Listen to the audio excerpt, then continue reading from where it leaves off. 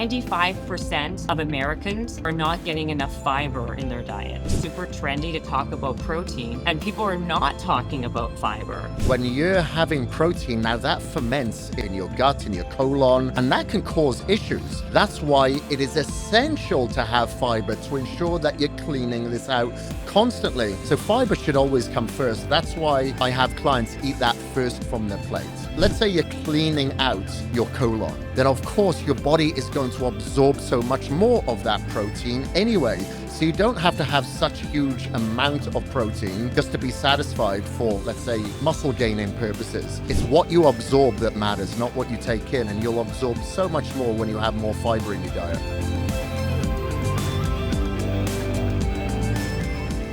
I just did a podcast yesterday about this because one of the girls who was on my podcast, besides doing a lot of other things, she founded this company called Biohacks, which is this like fiber supplement, right? Which, you know, she sent me a bunch of it because I didn't realize that she said that 95% of Americans are not getting enough fiber in their diet.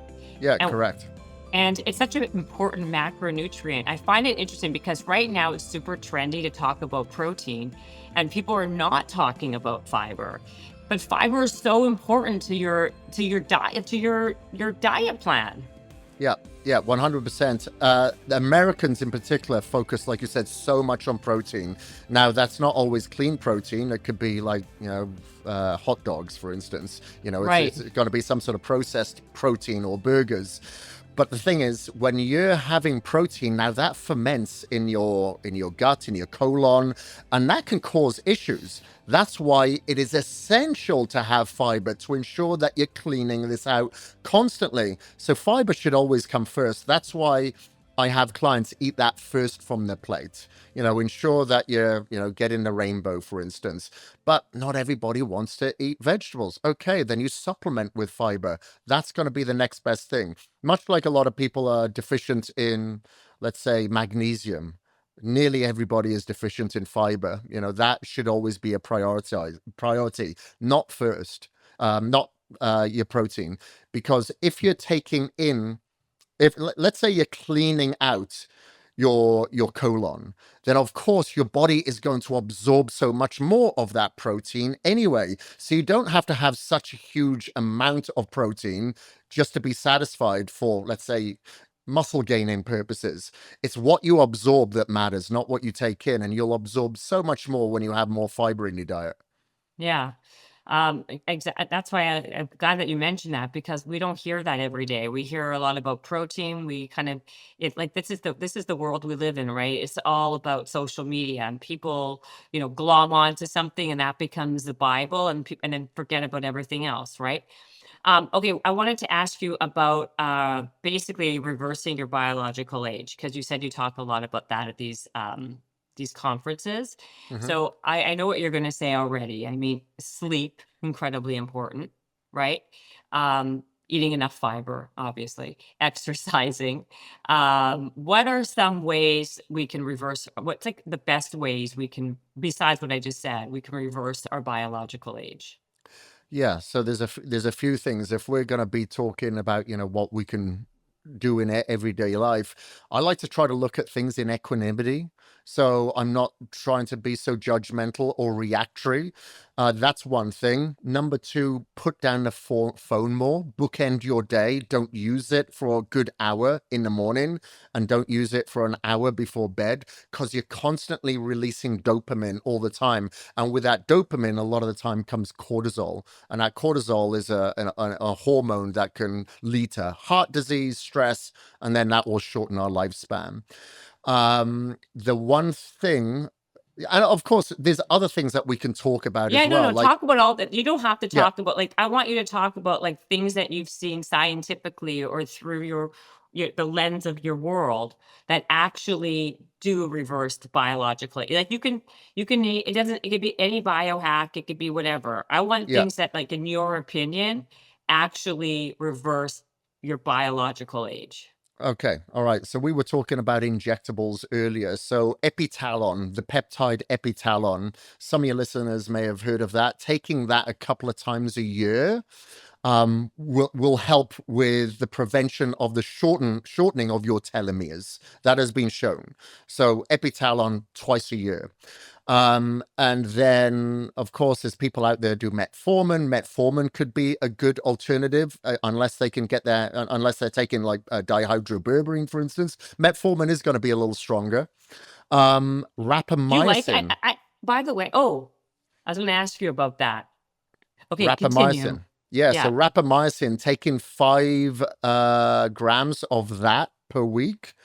So you basically take 5 tablets once a week of rapamycin. That's another thing. How Um, does that work? I saw that on some, wasn't it Brian Johnson was saying that, and it was like, isn't it kind of there's not enough like data on that. Can it be dangerous or I don't think it can be dangerous, but yeah, it is fringe. There's no doubt about it. I know he does gene therapy as well. I wouldn't say it's as dangerous as the potential of gene therapy. That's a lot more invasive. true? Um, hyperbaric oxygen. We've shown, that really helps with the recuperation and the healing of all of our organs. So I'd say hyperbaric oxygen if you can throw that in there. The one thing that I'd say, I've been able to reduce my biological age every year since 2014. It was exceeding my chronological age. And I've reduced it now to 26 years old. And I honestly believe the biggest thing out of all these things that I've just given a shotgun approach to has been sleep, because I wasn't sleeping before. I was sleeping a few hours a night. I had mold toxicity that I didn't know about, but got that cured. And the other thing was just being a lot more, like I said, looking at things in equanimity. So I did a 10-day Vipassana silent retreat where you can't make eye contact. You don't take anything in to read. You certainly don't have your phone. It's just you, and you don't make eye contact with anybody else. You're meditating from 6 o'clock in the morning till 8 o'clock in the evening. You have 2 breaks, you know on the fifth day, most people leave because it is so difficult, because your thoughts are coming into your head, all the stresses from the past, all the worries about the future. But if you really stick it out, that was probably the hardest thing that I've ever had to do. But then after a while, all these emotions just come above, and you look at everything in perfect equanimity, where you're not judging yourself or anybody else, and you're able to really lower your stress levels. And obviously, you're looking at everything in a much calmer state, and you're in a parasympathetic state. I really think that has been the biggest impact, that and sleep, for reducing my biological age. And of course, you can measure your biological age with telomeres, methylation, the Horvath cloth, glycans, whatever. What I would suggest is that you measure it, and then measure it every year to ensure that you're able to bring it down. That's amazing. So you basically went on this 10-day silent retreat, and that's the biggest hack really for your age. I believe, like I'll earth every day. I have EMF mitigating devices. I had Brian Hoyer come to my house from Shielded Healing to ensure that there wasn't any dirty electricity in the house. I have one of those Defender Shield fanny packs or phone cases on me at all times. So there are certain hacks that I do as well as that. But I think those were the two biggest. You Are you can't do buy that. Right, you can't, that was what I was gonna say, like, you had to do the actual hard work of doing it. That wasn't for sale, because that's Yeah. hard to do. I Very, very difficult. Like I said, the majority of people don't stick it out. so how long were the breaks? Like, in this every day, how long did you get for a break? So you had 30 minutes in the morning at around, I think it was like 10 o'clock, 10:30.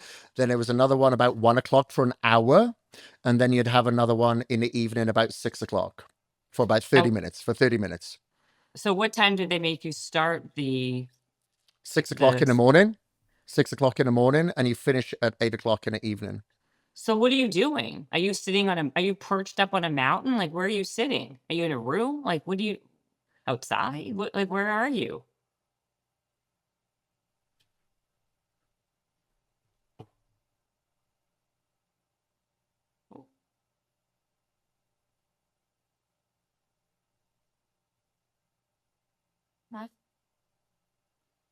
What happened? Hello? You there?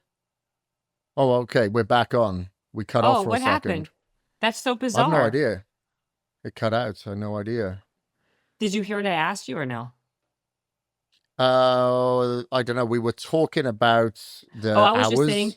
oh no, I was saying to you, when you're doing these, basically, when you're doing these 14-hour meditations a day with only a couple breaks, where are you doing it? Are you on a mountaintop? Are you in a room by yourself? Like, where are you? Yeah, so they have them all around the world, but I did it in Idaho, which was about a 5 hour drive from here. And yeah, you're in the middle of nowhere, but you're actually in a hall. You have a place where obviously you stay, and then you walk about 5 minutes to the actual hall where everybody is within this hall in meditation. You'll have a guided meditation to begin with. So Wow. SN Guenka is the person who started the Vipassana retreats. He's based out of India. He's passed away now, but that's carried on. It's just grown and grown and grown. So you start off with the guided meditation, but then you go into your own silence. And, that's the most difficult thing because you have no distraction. We're so used to some type of distraction, whether it be noise, whether it be light or, interaction or reading, answering, etc. So it's very difficult to be alone with your own thoughts, but I think it's absolutely essential, particularly in the environment that we live in today. Like I remember when I came out, when I drove back, I noticed everything that I didn't notice on the way there. I'm looking at the clouds, the mountaintops. When I was walking to and from the hall, the last few days, now I'm hearing the wind. I'm noticing the grass, just different things like that you just never notice and you take for granted. But I remember having to stop in a gas station and just hearing the music and people in there. It took a long time to kind of get back to civilization because, we're just so used to the artificial lights. We're so used to the noise and the distraction, especially with our phones today, that I think it's just releasing too much cortisol and too much dopamine. Totally agree. Are you on this rapamycin? Do you take it Yes, once a week, once a week? And do you take this epitalon peptide to shorten your telomeres twice a year. twice a year? So you do all of these things, hyperbaric. Have you tried gene therapy? No, I haven't tried gene therapy. I'm not willing to do that just yet. Yeah. Can You you know, walk?